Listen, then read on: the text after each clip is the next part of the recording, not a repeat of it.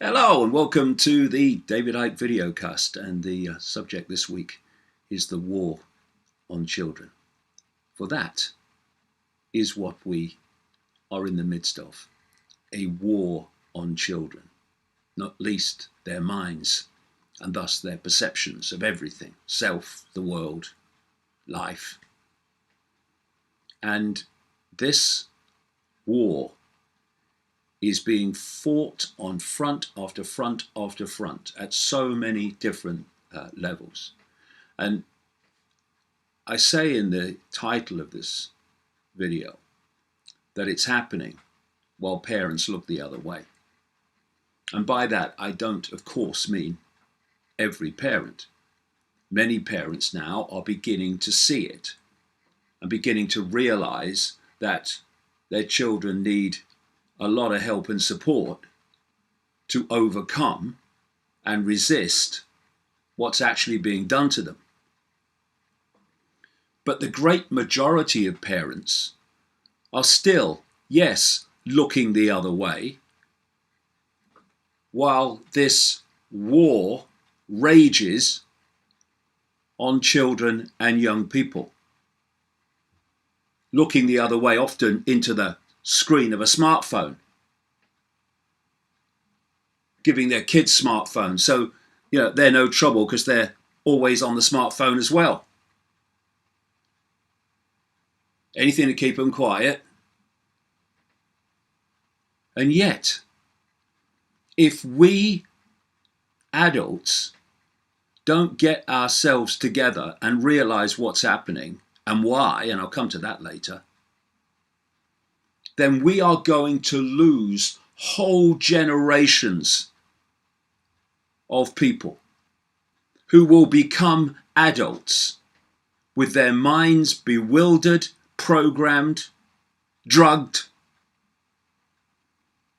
in the said war on children. And I chose this subject this week when I saw this story. Hospital admissions for teenage girls who self-harm nearly double.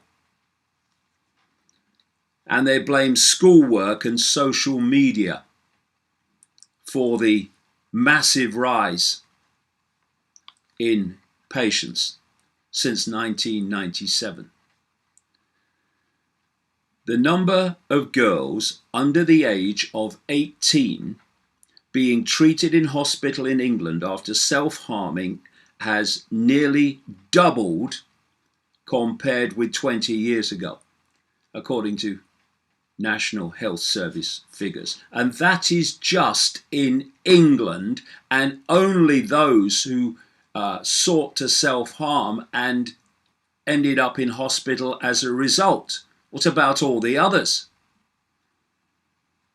What about all the others throughout the whole of the United Kingdom? What about across Europe? And the figures in the United States are absolutely catastrophic. This is a global war on children for reasons I'll come to.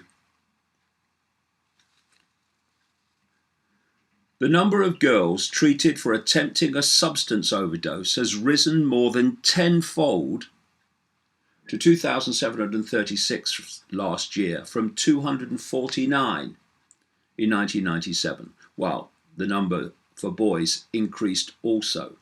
Charities have warned that the sharp rise among young girls is due to the pressures of schoolwork, and social media.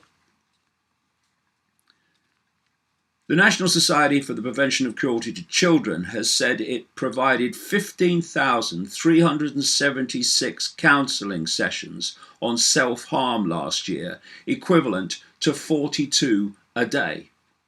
A spokesman or a spokeswoman told The Times, "We know from contacts that many children are being driven to self-harm as a way of dealing with the pressures and demands of modern-day life. Young people are crying out for help." Yes, and who the hell is listening? Oh, what do you say?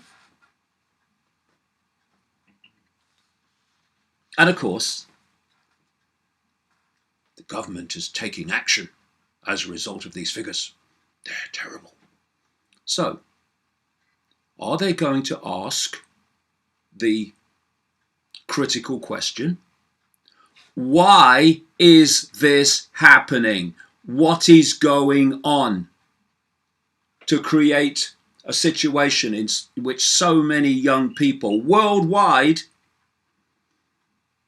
are seeking to self-harm, commit suicide, or suffer from depression?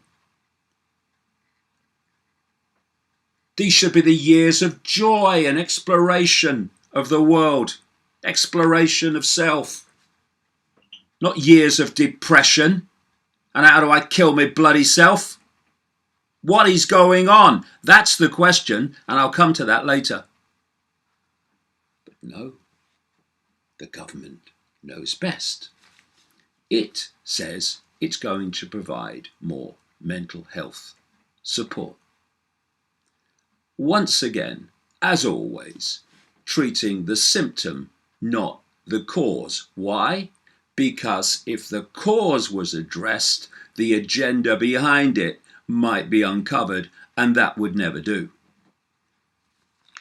So, a Department of Health and Social Care spokesman said making sure children and young people have the right mental health care when they need it is vital.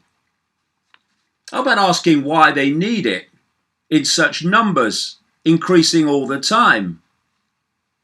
And what does this mental health care mean? Again and again and again and again. Drug 'em. Drug 'em. Using drugs that make them more likely to commit suicide or want to. Government's investing an extra £300 million to provide more help in schools, which will include trained staff to provide faster support to children, while not asking why they are needed. But we want to go further, the government says. Oh, that's good. You're going to ask that question now, eh? Why is it happening? No. But they have extended their pilot scheme to deliver training to 20 more areas of the country this year to improve links between 1,200 schools and their mental health services. As part of a long-term plan for the NHS, they will announce more on how we will improve mental health later this year.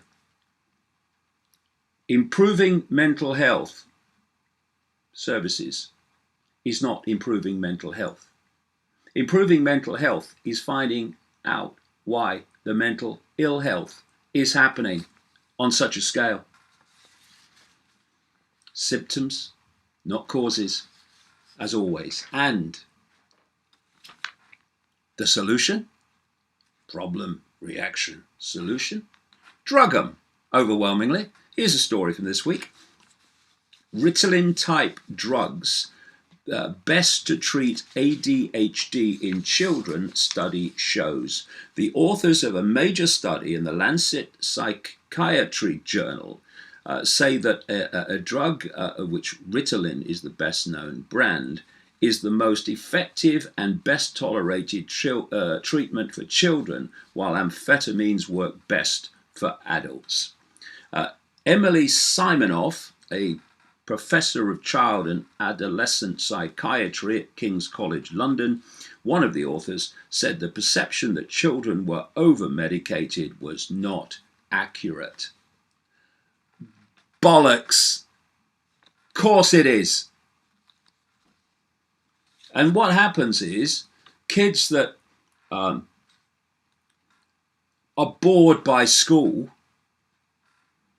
who don't conform to the straitjacket they're supposed to conform to, get drugged because they've got a mental health problem. No, they're just thinking outside of your box, which is tiny. And the figures in the US are breathtaking. 1 in 5 children has a mental health problem of some kind, it is claimed. 130,000 US toddlers and children aged under 5 are prescribed addictive anti-anxiety drugs.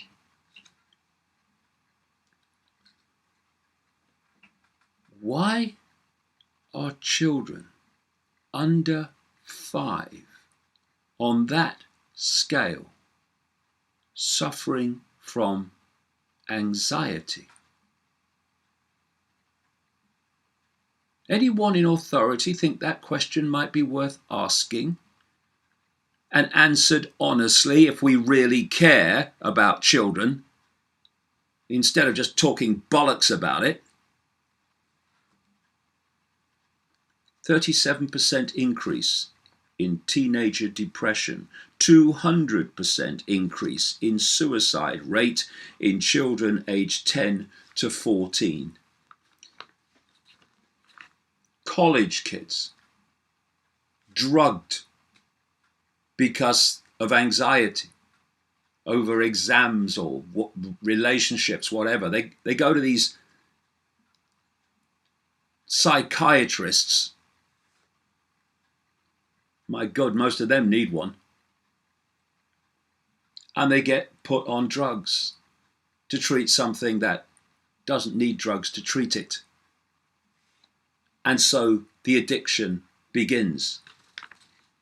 In the United States, 8.4 million children are prescribed psychiatric drugs. And is it really just a coincidence that over and over and over again, time and time and time again, the kids and teenagers that are involved in school shootings just happen to be on this shit?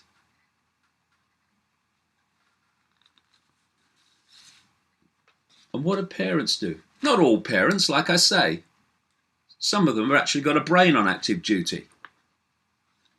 But what do so many parents do? They take them to the doctor because they're not behaving according to script, and they hand out these pills to mess with their minds. What do the parents do? Oh, thank you, doctor. Thanks to you, doctor. It is very kind, doctor. Instead of saying, why are you giving my child mind-altering drugs? Or even, why am I even bringing my child to the doctor and not exploring other ways of looking at what is perceived to be the problem? Which might involve asking the question, why is it happening? You know, you can respond to problems by looking for a solution. We're drowning in solutions. I mean, blimey. And what do the solutions lead to? More problems. Or you can actually have some nous, some basic intelligence, and say the best way to delete a problem is to remove what's causing it. Then the problem must go. It's got no choice. And there's no better example than what I'm talking about here. Why is it happening? Target the cause, not the symptom. Teenage antidepressants doing more harm than good.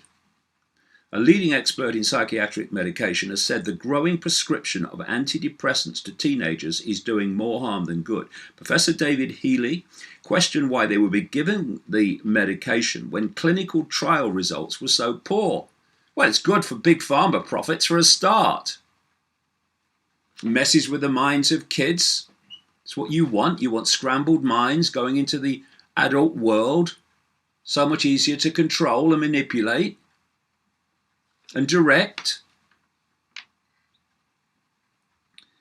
Professor Healy said, at the same time, In every single one of these trials, it has produced more harms than benefits, in the sense that it has made children become suicidal who wouldn't have become suicidal if they hadn't been put on these drugs.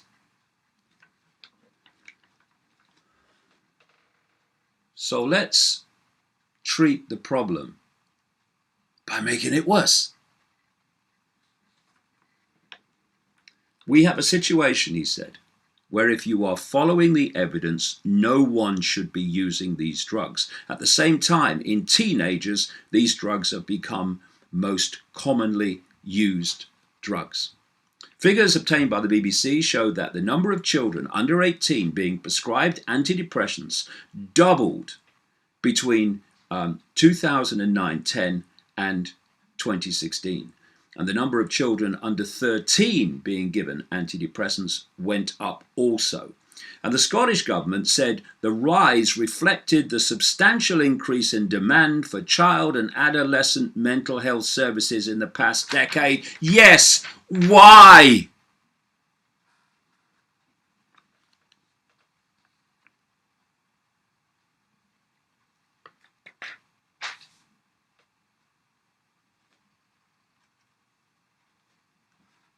We are in the midst of losing entire generations of young people who are having their ability to free think in so many ways, not least through drugs, deleted from them. So they go into the adult world as bewildered, programmed, increasingly drugged up people. An adult world in which they will be compliant to the system of control.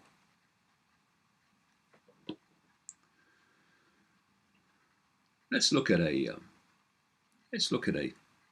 life of a child in terms of perceptions. And when you look at it from this perspective, human life is one big perceptual program, and it starts at the earliest age. You're born, and your parents, who've been through the same process you're about to go through, start to influence your perceptions of self and reality. Within, 3-4 years now? 3-4 years after coming into this reality, the state puts you behind a desk every weekday, week after week, month after month, year after year, where an authority figure representing the state's version of everything and all the rules that go with it stands in front of these little kids and tells them the state's version of everything.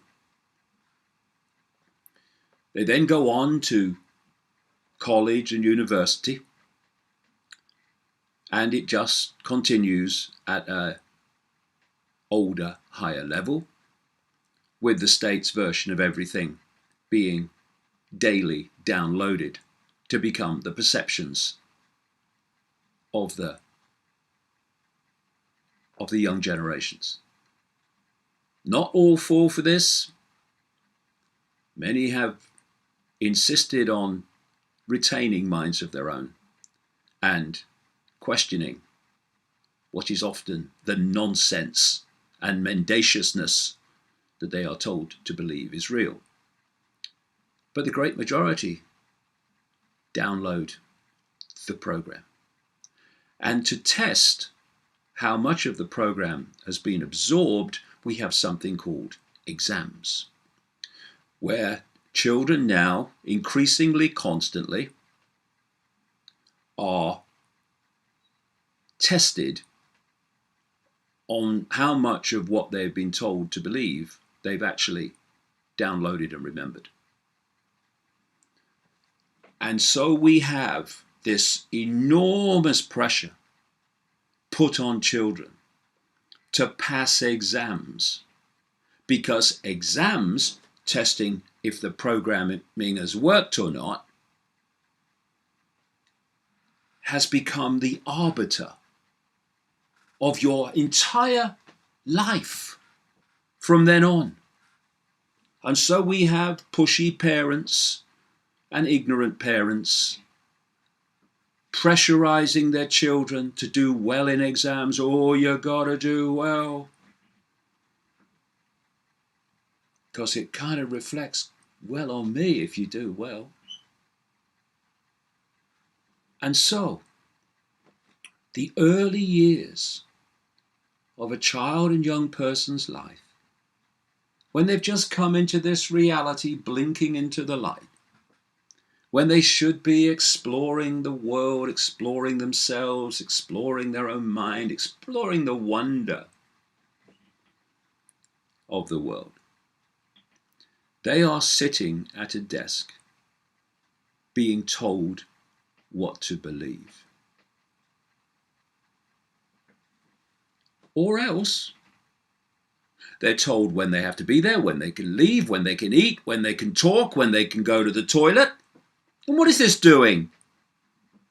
You get children to conform to rules from the earliest age, because then they get into a mode of following the rules their entire life. It's a program.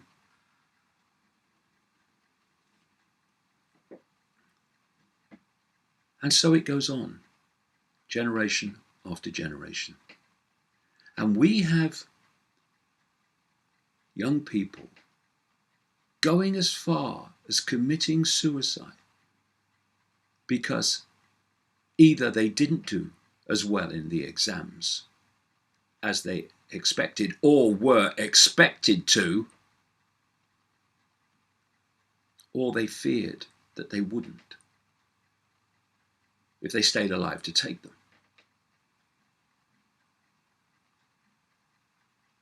I wonder if it would dawn on many people what that says about the sheer idiocy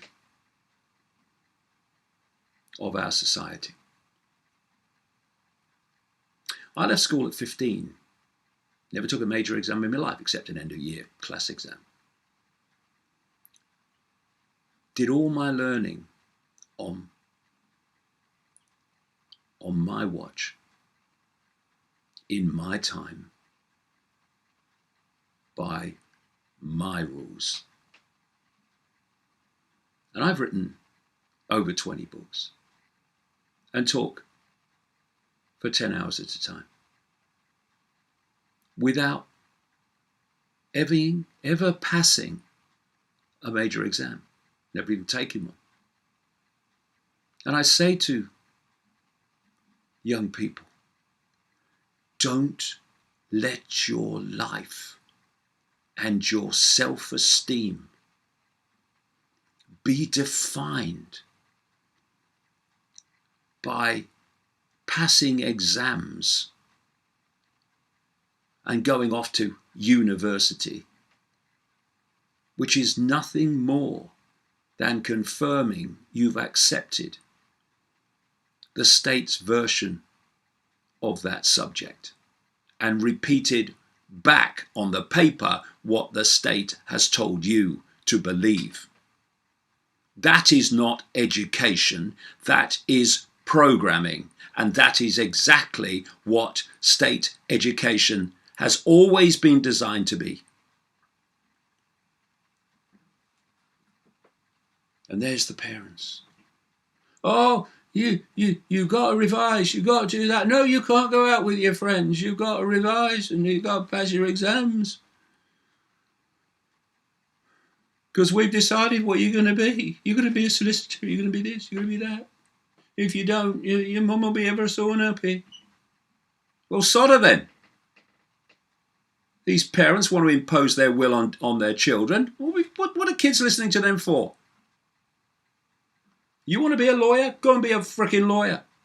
You want to work in a bank? Go and work in a bank. Just don't tell your kids what they're going to do, because they are free in any sane society to decide that for themselves. And if they want to go walking in India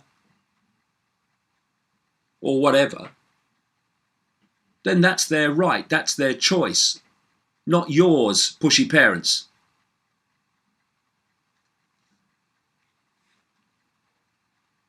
And you know, one of the greatest forms of mind control, familiarity.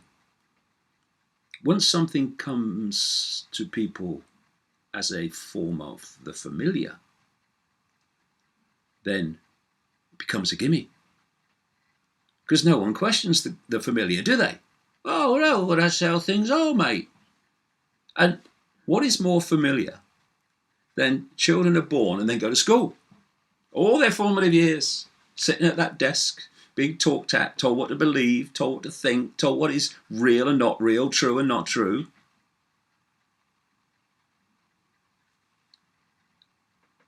Because it's familiar. Oh, well, no, that's how it is.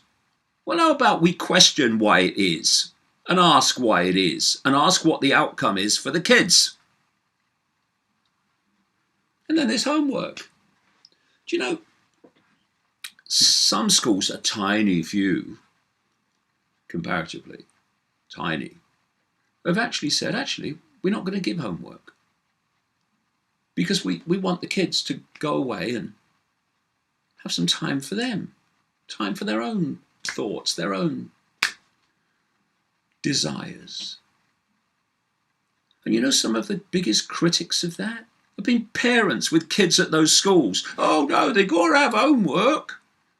Might not pass their exams. Homework. What the hell is that all about?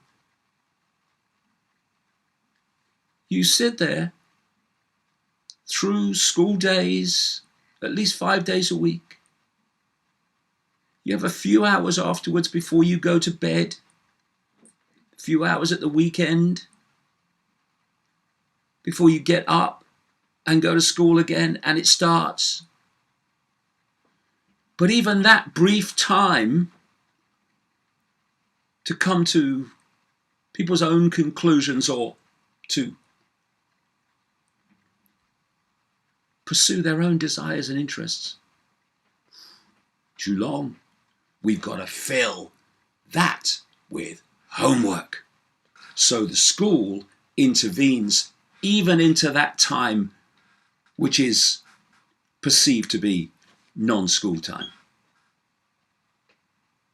It's an incessant programming of perception, generation after generation. And those people who are then programmed by this state version of normal then go out into the institutions. They become the lawyers, they become the politicians, they become the doctors, the scientists, the journalists, all with this downloaded sense of the normal, much of which is ludicrous. And then in these institutions, they run society according to their version of normal. And anyone who challenges that normal, people like me, they're mad by definition or dangerous, both. Because normal's saying they're not normal. No, I'm not your normal. You know why I'm not your normal? Because I've actually questioned what you believe is normal and found that it's a pack of frickin' lies.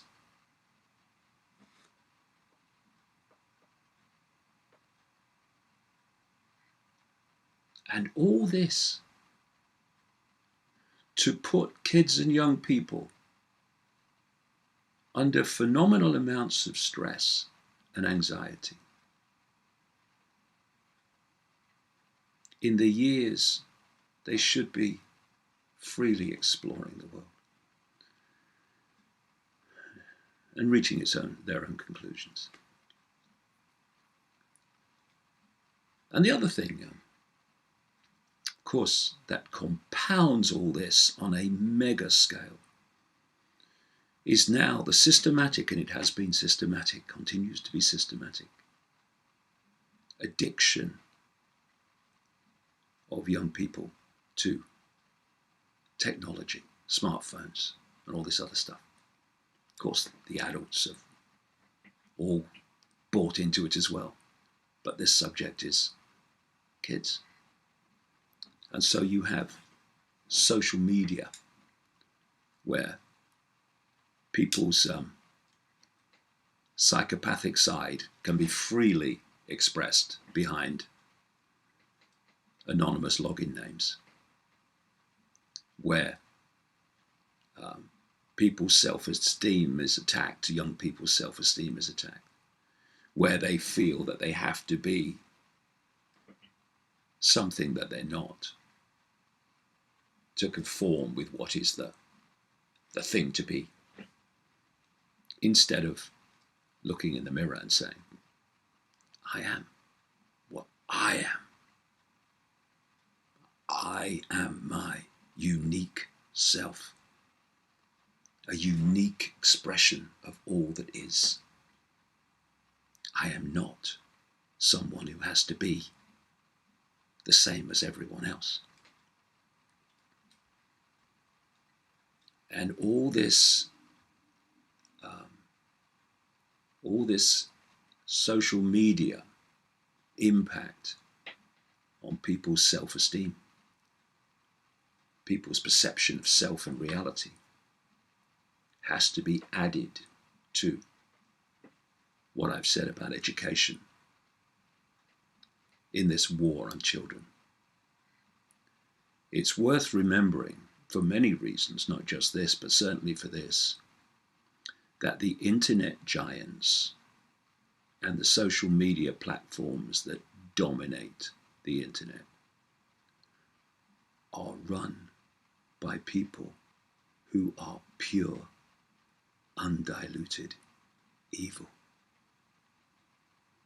They do not have the best interests of children at heart. They have the best interests of the agenda and the masters they serve at heart. And that's why social media and the internet, in the way that it's experienced and orchestrated, is having such a devastating effect on the psyche of so many young people. And then we have the effect of video games, the addiction to them, the desensitization from violence, and the impact that has on people's lives, again, as studies have shown, involving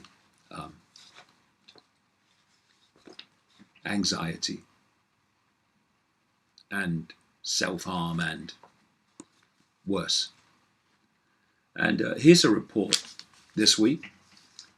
Disturbing report finds Americans spend most of their waking hours staring at phones and TVs.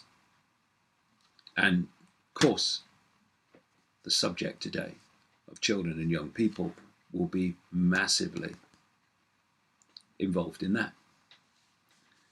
US adults, let alone kids, are spending more than 11 hours a day on average, or 2/3 of their waking time, consuming media in some form.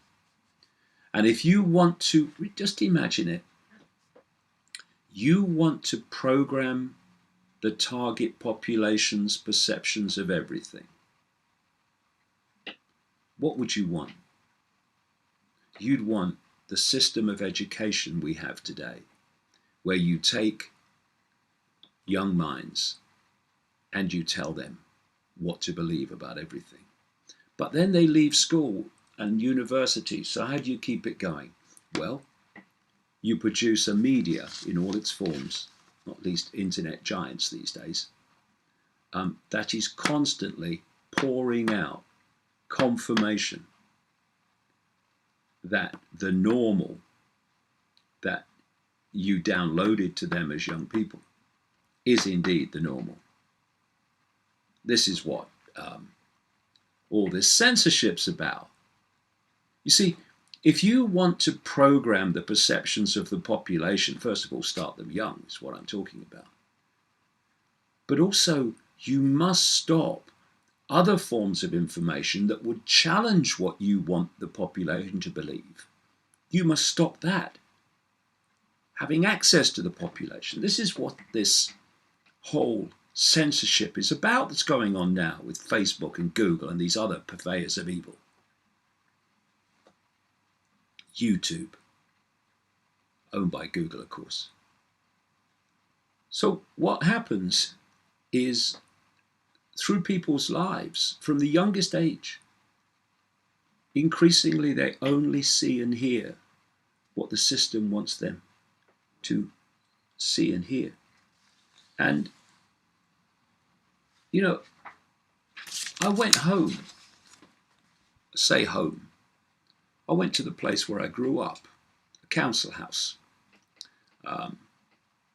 on a council estate in Leicester. Went back a few weeks ago for the film that's being made about my life called Renegade. And I went to the house, and to the left was a little spinney, trees going down between two roads. And next to that was a little green area with a couple of trees. And when I was a kid, day after day, night after school, weekends, that green area was full of children, kids, playing football, playing cricket in the summer. There were kids climbing trees, playing hide and seek among the trees, using their own imagination to make up games within the spinney, the wood. I went back there a few weeks ago. I was there for a few hours. It was a Saturday. No school. You know what hit me as I looked out at that same scene that I saw as a kid? No children. The entire time I was there, no children. The only child I saw, and those houses are just the same houses that I grew up in, family houses with children, they still will be today. The only child I saw the entire time I was there was one looking around the curtain to see what was going on when we were filming on that green. This is what's happening today. Social media and these smartphones are supposed to set people free, set kids free. No. They're traps. They're prisons. Prisons of the mind. And it's all being done systematically. And then, of course, this other front, I say this other front, there are many others as well. This other front in the confusing and bewildering of children and young people is transgender indoctrination. And here's a story from this week. The horse who wanted to be a dog. Swedish kids taught about transsexuality. Now, let me start, first of all, by saying if people think they're in the wrong body, then they should deal with that as they see fit, and they should be given as much support as they need in coming to those decisions and taking those actions or whatever they choose to do or not do. I don't care what people do. I care when it's imposed on everyone else. And that is what is happening in schools, etc., increasingly, in country after country. Children and young people are being systematically confused about gender who weren't confused before. The numbers are still tiny, but people are now saying, oh yeah, well, we've got to do something about transgender because there's more people and young people and children thinking they're in the wrong body. Yes, why the bloody hell do you think that is? It's systematic confusion, for reasons I'll come to. So this story, the horse who wanted to be a dog. Where are we going? Sweden, a country renowned for its stance on gender equality, has launched a brochure on transsexuality aimed at toddlers. Toddlers. Get them early, get them for life. The book is about a horse that wants to be a dog and its owner who wants to be a woman. Just what toddlers need to understand the world, right? The new sex education brochure for preschoolers, beam me up, Scotty, it's frickin' mad down here. Called Horse and Master, has been penned by Suzanne Pelger, a PhD of genetics and a teacher of biology and mathematics at Lund University, brackets, God help us. It's a book about the horse and its owner who might actually be a dog and a woman. That ain't gonna confuse toddlers, is it? About a man who may identify himself as a woman and a horse that identifies itself as a dog and would therefore like to do all the doggy stuff like gnawing bones, chasing cats and fetching. The publishing house Idus wrote in its presentation of the brochure. Look at that alone. It is confusing reality for children at the earliest age. And it's happening increasingly all over the world. So it's all just happened by accident, right? Oh, it just randomly appeared out of nowhere and is now everywhere. Just a coincidence, nothing to worry about. This is part of the war on children. And people, parents, need to stop being intimidated into silence, those that have sussed it, because, oh no, don't want to rock the boat. Well, I bloody do. Want to turn the sodding thing over before we lose entire generations.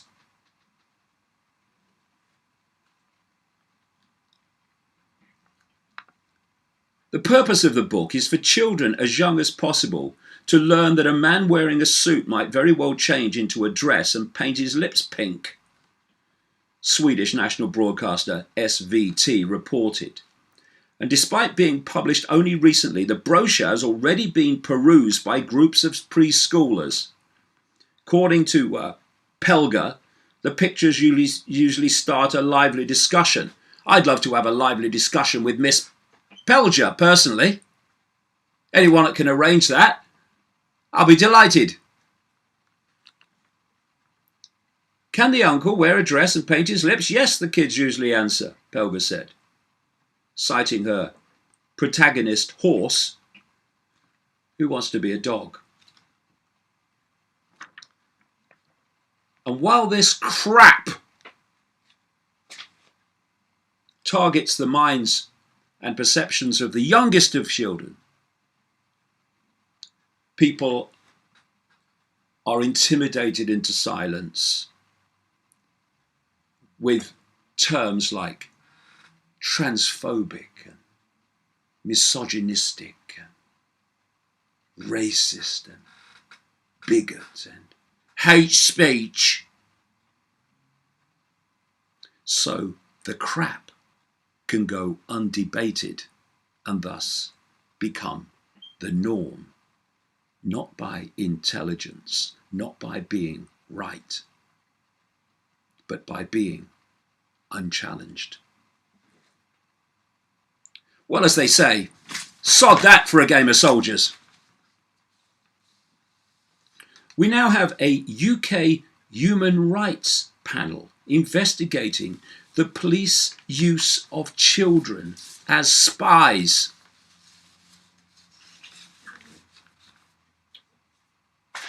We have child abuse and paedophilia on an industrial scale,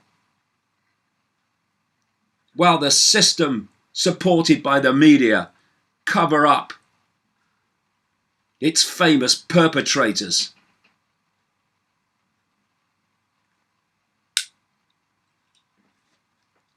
What must it be like to grow up today among this catastrophe? So what's it all about?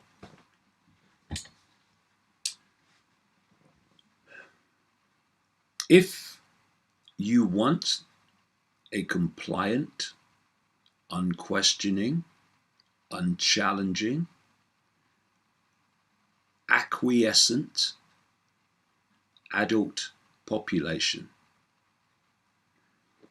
at the time you wish to bring in its totality, your fascistic, Orwellian global state, then you target the kids being born that will be the adults at the time you want that to happen. If you want to attach artificial intelligence to the human mind so AI becomes the human mind, then you have to addict the young people to technology that will be the adults at the time you wish that to happen. And when you have an agenda, all described in detail in my books, like Everything You Need to Know But Have Never Been Told, if you have an agenda to create a no-gender human, which is what's going on, it's what all this synthetic human research is all about, then you want to fuse the target population's view of gender. First of all, removing a distinct gender difference, and then fusing it and fusing it and fusing it until there is no perception of gender. And of course, to do that, to bring in that no gender world, you need to program, bewilder, and delete a sense of gender in young people who will be the adults when you want that to happen. This and so much more that I expose in the books and the talks is going on all around us. And I've just talked today about just some of the fronts in the war on children and young people. And it never ceases to bring joy to me when I see young people who, despite all of this, have retained control of their own minds and their own perceptions and can actually see through it. What we need urgently is for a revolution of perception among parents so that they open their minds to what is going on and what is being done daily, hourly, to their children, their children's minds, and their children's perceptions. Because if that doesn't happen, then whole generations of children and their minds and their perceptions are going to be lost to this system of Orwellian control. And we don't have forever to get our asses in gear. How about now?